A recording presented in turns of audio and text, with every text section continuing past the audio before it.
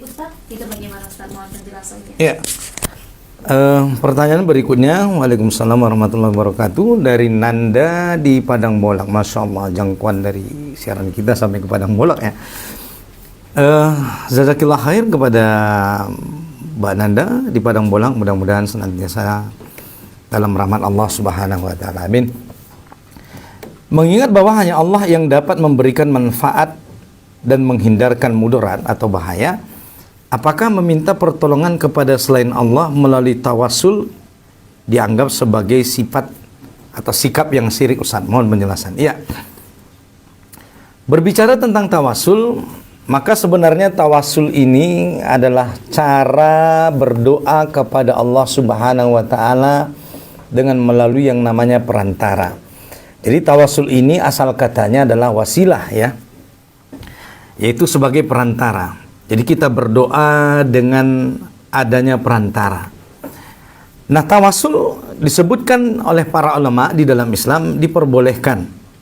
Jadi boleh tawasul di dalam Islam.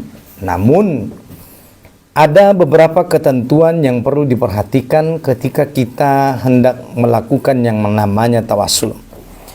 Yang pertama yaitu perantara yang digunakan atau tawasul ini atau yang disebut dengan namanya wasilah, ini tidak boleh dipercaya bisa memberi manfaat dan mudarat. Jadi perantara itu doa yang kita melaluinya, kita berdoa melalui wasilah itu, kalau misalnya doa itu tercapai, bukan berarti si perantara ini yang mendatangkan manfaat atau mudarat. Ya, tetap yang mendatangkan manfaat atau mudarat itu harus kita yakini di dalam hati kita, di dalam iman kita, itu hanyalah daripada Allah Subhanahu wa Ta'ala. Nah, ini peraturan yang pertama, yaitu tidak boleh dipercaya bahwa tawasul atau wasilah itu bisa memberikan manfaat dan mudarat, tetapi si tawasulnya itu tadi ya, karena hanya Allah yang bisa memberikan manfaat dan mudarat. Nah, jadi memang boleh bertawasul tapi dengan syarat itu tadi. Yang kedua, ketentuannya itu tawasul dengan sesuatu yang tidak dijelaskan oleh syariat adalah terlarang dan bisa menyebabkan perbuatan syirik. Jadi tawasul itu selama dia dalam ketentuan-ketentuan apa yang digariskan oleh syariat, maka boleh-boleh saja. Nah, jangan sampai nanti tawasul itu justru mengarah kepada perbuatan keyakinan bahwa ada yang mengabulkan doa-doa, bahwa ada yang bisa mendatangkan mudarat selain daripada Allah Subhanahu wa Ta'ala. Nah, beberapa contoh daripada tawasul diantaranya yang dibolehkan di dalam Islam adalah tawasul dengan menyebut Asmaul Husna, yaitu kita berdoa dengan menyebutkan atau membacakan Asmaul Husna yang 99. Ya Allah, Ya Rahman, Ya Rahim, Ya Mujibas Sa'ilin, Ya Latif, Ya Khabir. Nah, kita berharap dengan mengucapkan Asmaul Husna ini, doa-doa kita diijabah oleh Allah Subhanahu wa Ta'ala. Jadi jangan sampai misalnya nanti, yang mengabulkan doa saya adalah si perantaranya ini, bukan si perantaranya, tetapi kalaupun nanti doa itu dikabulkan ataupun justru sebaliknya misalnya, maka itu semua adalah dikarenakan daripada Allah Subhanahu wa Ta'ala. Maka berdoa dengan tawasul menyebut Asmaul Husna adalah perkara yang dibolehkan di dalam syariat. Kemudian yang berikutnya, tawasul dengan sifat-sifat Allah Subhanahu wa Ta'ala. Maka berdoa dengan bertawasul menyebut sifat-sifat Allah Subhanahu wa Ta'ala, maka ini adalah hal yang boleh. Maka berdoalah, bertawasullah dengan menyebut sifat-sifat Allah Subhanahu wa Ta'ala di dalam doa-doa kita. Kemudian di antara tawasul yang boleh berikutnya adalah tawasul dengan mengucapkan amal soleh. Sebagaimana disebutkan di dalam hadis, ada 3 orang yang terjebak di dalam gua, yang kemudian mereka berdoa kepada Allah Subhanahu wa Ta'ala agar Allah memberikan pertolongan kepada mereka dengan mereka bertawasul menyebutkan amalan-amalan kebaikan mereka, dan dengan amalan-amalan kebaikan itu mereka berharap Allah mengabulkan doa-doa mereka. Jadi kalaupun nanti doa-doa itu dikabulkan oleh Allah bukan karena perantaranya, tetapi memang karena Allah lah yang bisa mendatangkan kebaikan, manfaat, dan mendatangkan mudarat, maka berdoa dengan tawasul menyebutkan amal-amal soleh, maka ini adalah dibolehkan di dalam syariat. Kemudian yang berikutnya tawasul yang boleh ialah dengan meminta doanya orang-orang yang soleh yang masih hidup. Sebagaimana dulu Rasulullah SAW pernah mencontohkan ketika Umar hendak berangkat umroh. Lalu Rasulullah mengatakan la tansana fi du'aik, yang artinya Rasulullah berpesan kepada Umar, wahai saudaraku, jangan lupakan kami dalam doa-doamu. Jadi boleh kita bertawassul memohon kebaikan dengan memohon didoakan oleh orang-orang yang soleh-solehah. Maka tidak ada salahnya. Misalnya kalau Ustadz nih lagi mau berangkat umroh, kemudian Mbak announcer, Mbak Alisa misalnya, Ustadz jangan lupa doakan saya di tanah suci, mudah-mudahan dimudahkan Allah rezekinya dan jodohnya. Maka itu adalah boleh, yaitu bertawasul memohon kebaikan dengan minta didoakan oleh orang-orang yang soleh-solehah. Maka ini adalah tawasul yang dibolehkan di dalam Islam. Bukan bertawasul misalnya dengan memohon didoakan orang yang sudah meninggal. Bagaimana mungkin orang yang sudah meninggal bisa mendoakan orang yang sudah hidup, padahal telah terputus amalnya. Justru yang seharusnya adalah orang yang hiduplah yang mendoakan orang yang sudah meninggal. Jangan pula sampai nanti misalnya ada orang yang mendatangi kuburan, kemudian dia berdoa di kuburan itu, minta pula didoakan orang yang sudah mati itu pula. Ini kan sesuatu yang dilarang di dalam syariat. Maka bertawasul hukumnya adalah boleh. Sebagaimana yang kita sebutkan dengan 4 syarat tadi, bertawasul dengan Asmaul Husna, bertawasul dengan sifat-sifat Allah, bertawasul dengan amal soleh yang pernah kita lakukan, atau bertawasul dengan meminta doa orang-orang yang soleh. Maka inilah tawasul yang dibolehkan di dalam syariat. Demikian yang bisa saya jelaskan kepada Mbak Nanda di Padang Bolak. Barakallahu fikum. Ustaz, berikutnya dari Bang Cepis di Panyanggar. Assalamualaikum Ustaz, izin bertanya. Waalaikumsalam. Apa maksudnya Ustaz, anak perempuan adalah milik ayahnya sampai dia menikah, sedangkan anak laki-laki adalah milik ibunya sampai dia tiada. Mohon penjelasannya Ustaz. Bagaimana?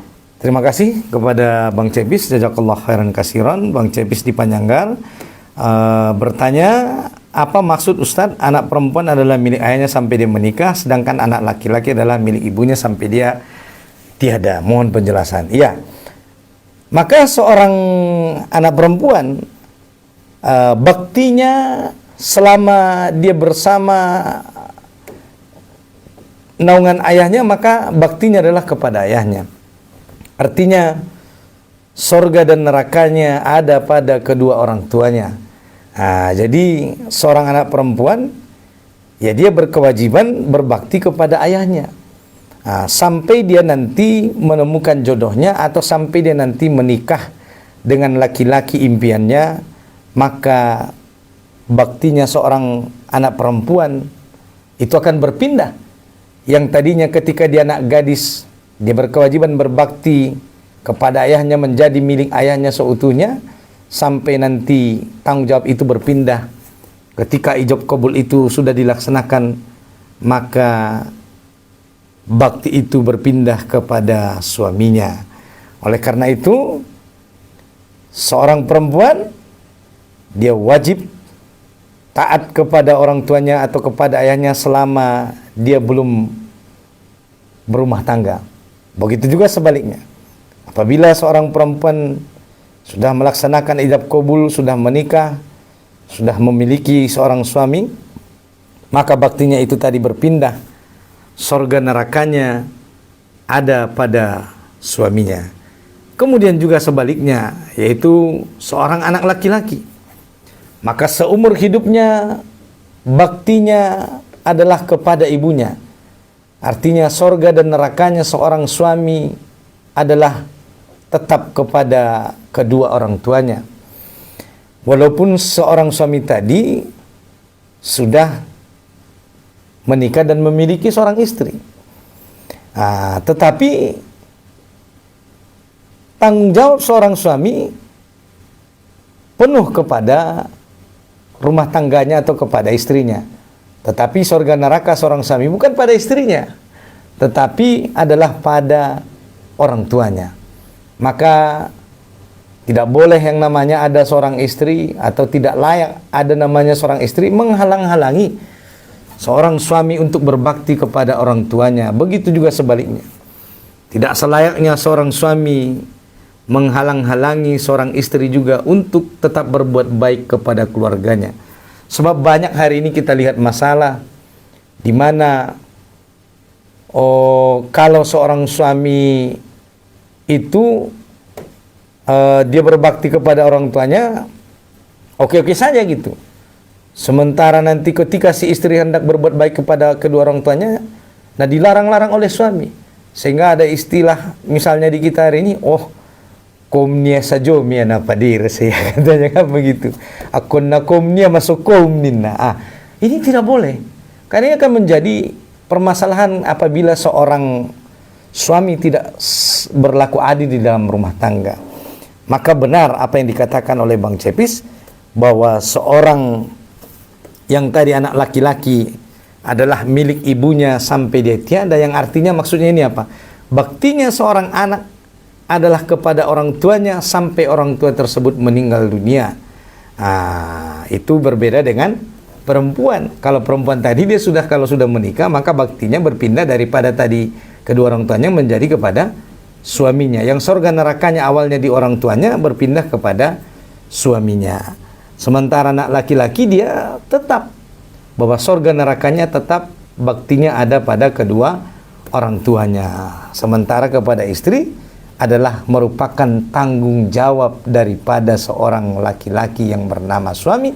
Maka dia harus tahu menempatkan posisi kapan dia bertanggung jawab dan kapan dia harus berbakti kepada orang tuanya, dan ini harus bisa diseimbangkan. Jangan sampai nanti misalnya terjadi kekacauan, ya kan? Tuh kalau ke orang tuanya banyak-banyak dia mengasih misalnya kan, tapi kalau ke orang tua mertuanya pelit dia atau bahkan nggak ngasih misalnya, ini nggak boleh, ya. Jadi ini namanya tidak berlaku adil. Maka berbuat baiklah, berbuat adillah di dalam rumah tangga. Maka sebagaimana seorang suami yang berbakti kepada kedua orang tuanya, maka begitu juga hendaklah seorang suami juga berbakti kepada kedua orang tuanya yang lainnya, itu yang bernama ibu dan ayah mertuanya. InsyaAllah mudah-mudahan dengan begitu seorang anak InsyaAllah akan mendapatkan keberkahan, rahmat dan ampunan dari Allah Subhanahu Wa Taala. Demikian yang bisa saya jelaskan kepada Bang Cepis di Pajanggar. Barakallahu fikum. Nah Ustaz, ini pertanyaan yang terakhir Yeah. sekalian juga untuk penutupan close kita ya Ustaz. Ini dari Hamba Allah di Kampung Teleng. Pertanyaan yang pertama Ustaz mengenai ujian yang berasal dari saudara sendiri. Bagaimana tanggapan Ustaz bila saudara laki-laki dari seperempuan ingin berusaha agar adiknya berpisah dari sang suami? Nah, pertanyaan yang kedua ini mengenai media sosial. Bagaimana pendapat Ustadz bila si suami menyuruh istrinya agar merubah foto profilnya untuk jadi foto sendiri, dari foto sendiri mungkin ke foto keluarga gitu, agar menghindari pandangan laki-laki ataupun teman-teman di media sosialnya, agar tidak terjadi keraguan, sementara si istri tidak mendengarkan permintaan dari sang suaminya. Itu bagaimana Ustadz? Terima kasih Mbak Lisa. Dari hamba Allah Subhanahu Wa Taala di Kampung Teleng ya, ada dua pertanyaan. Yang pertama mengenai ujian yang berasal dari saudara sendiri. Contoh misalnya bagaimana tanggapan Ustadz bila ada saudara laki-laki dari si perempuan yang sudah berumah tangga ini ingin berusaha agar adiknya ini berpisah dari suaminya. Maka ini perlu kita tanya dulu, kenapa ada seorang saudara kandung yang menginginkan agar adiknya yang sudah berumah tangga ini berpisah dari suaminya, dikarenakan hal apa begitu kan? Kecuali misalnya kalau si suami daripada adiknya ini adalah dia murtad misalnya, atau keluar dari keyakinan, keluar dari agama Allah, keluar daripada keyakinan Islam, menyembah Tuhan selain Allah, maka di dalam Islam ini wajib malah hukumnya dipisah. Wajib hukumnya dipisah apabila misalnya salah satu dari pasangan itu murtad. Apabila si suaminya ini misalnya murtad, maka tidak boleh lagi dia satu rumah dengan suaminya. Maka perlu dilihat dulu apa alasan daripada saudaranya ini ingin agar adiknya ini pisah dari suaminya. Kalau dia misalnya dikarenakan suaminya itu murtad, maka ini hukumnya justru wajib dia berpisah gitu kan. Tapi kalau misalnya keinginan berpisahnya adiknya ini dari suaminya ini bukan karena perkara yang dibolehkan oleh syara, misalnya hanya karena ekonomi misalnya si suaminya ini, adiknya ini tadi kurang bertanggung jawab dalam hal nafkah misalnya, atau kurang berakhlak baik bagi keluarga daripada si istri ini, maka menurut saya selama hal itu masih bisa diperbaiki, maka lebih baik misalnya hal itu diselesaikan, misalnya dicarikan solusi yang terbaik bagi rumah tangga. Bukankah seharusnya kalau ada rumah tangga dari saudara kita atau saudari kita yang dalam masalah, justru seharusnya kita ini menjadi hakim yang adil, bukan menjadi kompor atau semacam minyak yang justru malah menambah besarnya api, begitu kan. Nah, justru harusnya menjadi problem solving bagi rumah tangga kita. Maka dilihat dulu apa alasan sehingga si saudaranya ini menyuruh adiknya ini berpisah dari suaminya. Padahal kita sudah tahu bersama bahwa yang namanya perceraian itu adalah sesuatu yang amat dibenci oleh Allah Subhanahu wa taala, meskipun itu boleh. Dan tentunya perceraian itu adalah solusi yang terakhir di dalam rumah tangga seseorang. Dan oleh karena itu penting bagi kita agar tidak begitu mudah kita mengatakan meminta berpisah di dalam rumah tangga, karena ada yang akan menjadi korban dari sebuah perpisahan, yaitu namanya anak-anak di dalam rumah tangga, dan tidak segampang itu. Dan kalau ada rumah tangga yang dia bercerai, maka yang paling pertama gembira adalah tentunya setan. Nah, setan ini tentunya bergembira karena adalah prestasi yang amat besar apabila setan itu berhasil memisahkan antara suami dan istri. Oleh karena itu kita bermohon berlindung kepada Allah Subhanahu wa taala daripada perkara yang demikian. Oleh karena itu dilihat dulu apa alasan daripada ada saudara yang meminta agar saudarinya berpisah dari suaminya. Kalau dia karena murtad tadi, maka hukumnya wajib. Tetapi kalau bukan karena itu, bukan perkara-perkara yang dilarang oleh syariat, maka kalau masih bisa diselesaikan, maka mestinya harus diselesaikan dengan cara-cara yang baik agar rumah tangga itu tetap utuh. Karena seorang istri, dia wajib berbakti dan taat kepada suaminya. Kalau dia mau mendapatkan ridho Allah, surga Allah, maka kewajibannya berbakti kepada suaminya 100%, kecuali pada satu hal, yaitu ketika suaminya memerintahkan dia untuk bermaksiat. Maka kata Allah, la ta'ati li makhluqin fi maksiatil khaliq. Tidak boleh kita taat kepada makhluk yang memerintahkan kita melanggar perintah Allah Subhanahu wa taala. Kalau misalnya suaminya itu sering misalnya memerintahkan istrinya untuk bermaksiat, mungkin bisa dipertimbangkan. Misalnya tidak membolehkan istrinya menutup aurat, memerintahkan istrinya tidak berlaku baik kepada keluarganya, atau hal-hal yang melanggar syariat, maka mungkin ini boleh jadi bisa dipertimbangkan. Tetapi selama si suami tadi tidak melanggar perintah-perintah Allah dan tidak memerintahkan istrinya melanggar hak-hak dan melanggar perintah-perintah Allah, maka tidak ada alasan bagi seorang saudara untuk memerintahkan saudari untuk berpisah dari suaminya. Begitu yang bisa jelaskan Mbak Alisa. Barakallahu fikum. Baik Ustaz, untuk pertanyaan yang kedua bagaimana Ustaz? Ya, pertanyaan keduanya tadi yaitu tentang ini juga mungkin sering menjadi masalah ya, era media sosial ya, tentang foto profil ya. Bagaimana kalau misalnya ada seorang suami yang menyuruh istri agar merubah foto profilnya, yang dari tadi misalnya foto profilnya adalah sendiri misalnya kan, sehingga terkesan foto profil sendiri ini kayak masih single gitu. Ya, orang mengira si pemilik akun ini masih single, masih sendiri, belum ada yang punya begitu.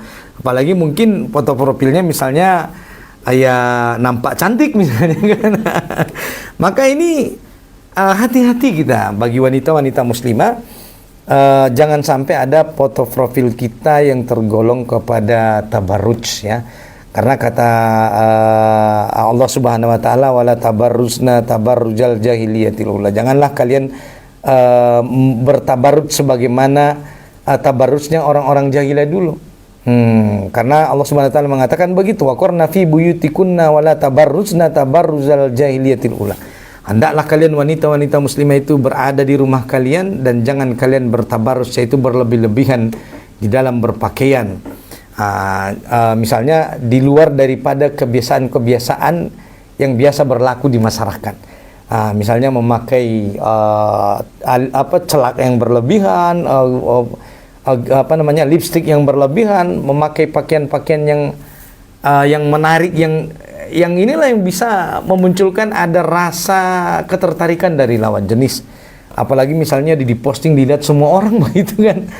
Maka memang sebaiknya kalau ada seorang suami yang meminta istrinya untuk mengganti foto profil, maka dari foto profil sendiri menjadi foto profil berdua dengan suami, ya selama itu kebaikannya tidak ada salahnya gitu. Daripada misalnya muncul nanti permasalahan ya.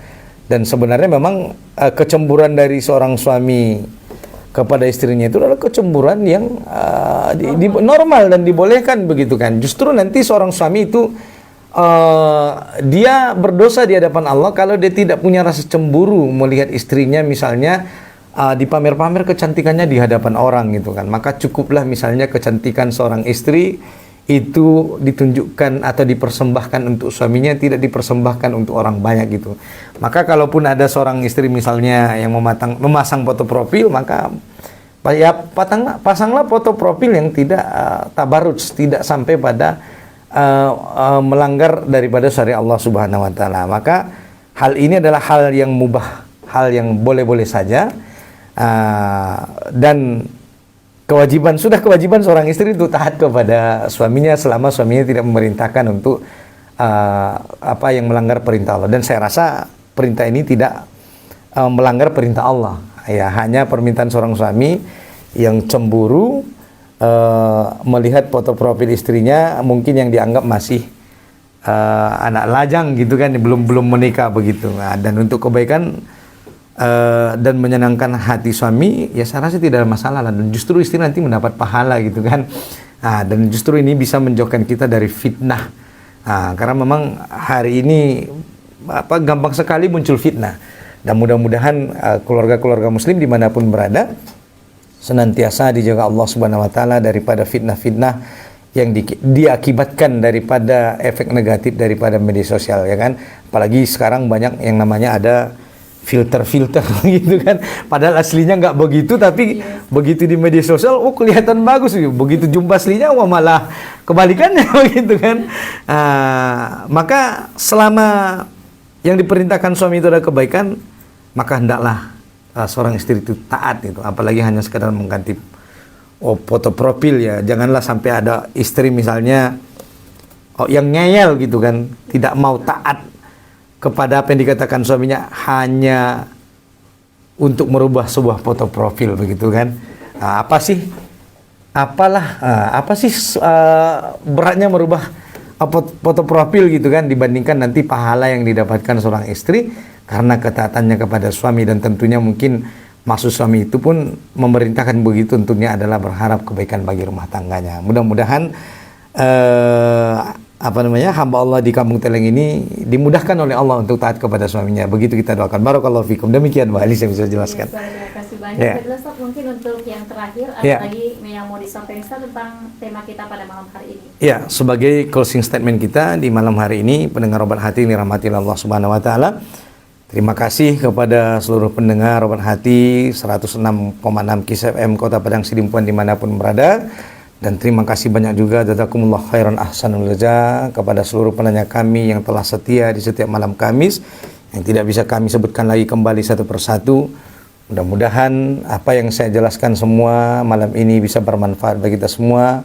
Mohon maaf bila ada kesalahan dan kekurangan, dan mudah-mudahan dengan kita senantiasa mentaati Allah, mentaati Rasulullah, taat kepada syariat yang disampaikan oleh Allah dan Rasulnya, insya Allah selama rumah tangga itu antara suami dan istri, kita jaga poin-poin yang tadi, yaitu ar-rijalu qawwamuna 'alan nisa bima faddalallahu ba'dhum 'ala ba'di wa bima anfaqu min amwalihim fas-shalihat qanitan hafizat lil ghaib ma hafizallah. Maka poin-poin ini insyaallah kalau kita senantiasa istiqomah menjaga ini, mudah-mudahan rumah tangga ini adalah insyaallah menjadi kelak rumah tangga yang sakinah mawaddah warahmah. Dan insyaallah dengan begitu pilar ini akan menjadi pilar yang kokoh yang akan senantiasa menopang rumah tangga yang mendatangkan kebaikan dan keberkahan baik di dunia maupun di akhirat. Mudah-mudahan semuanya, kita semua senantiasa berada dalam lindungan Allah Subhanahu wa taala, dijaga keluarga kita dari dosa-dosa kecil maupun dosa-dosa besar, dan mudah-mudahan Allah Subhanahu wa taala mengampuni dosa-dosa kita baik yang dahulu maupun yang akan datang. Demikian yang bisa sampaikan. Barakallahu fikum. Subhanakallahumma bihamdika asyhadu an la ilaha illa anta astaghfiruka wa atubu ilaik. Assalamualaikum warahmatullahi wabarakatuh. Waalaikumsalam warahmatullahi wabarakatuh. Terima kasih untuk Kak Ustaz kita, sahabat KIS, Ustaz Mertua dari Munti SPD. Dan untuk program Obat Hati hari ini kita cukupkan sampai di sini, dan jangan keluar mana selepas berita utama Lisa masih bersama Ruang Dengar Anda di program yang selanjutnya. Baru terus di 106,6 KIS FM, inspirasi Anda.